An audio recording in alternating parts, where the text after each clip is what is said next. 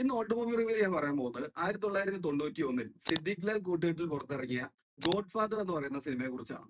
ഈ സിനിമയെ കുറിച്ച് സംസാരിക്കുമ്പോൾ ഏറ്റവും കൂടുതൽ പറയേണ്ടത് ഈ സിനിമയുടെ കൂട്ടുകെട്ടിനെ കുറിച്ച് തന്നെയാണ്. സിദ്ദിഖ് ലാൽ കൂട്ടുകെട്ടിനെ കുറിച്ച് മലയാളി ഓഡിയൻസിനെ ഒരുപാട് പൊട്ടിച്ചിരിപ്പിച്ചിട്ടുള്ള, അല്ലെങ്കിൽ മലയാളി ഓഡിയൻസിന് ഒരുപാട് നല്ല കോമഡി ഹിറ്റ് സിനിമകൾ സമ്മാനിച്ചിട്ടുള്ള ഒരു എന്താ പറയാ ഒരു കിടില കൂട്ടുകെട്ടാണ് സിദ്ദിഖ് ലാൽ കൂട്ടുകെട്ട് എന്ന് പറയുന്നത്.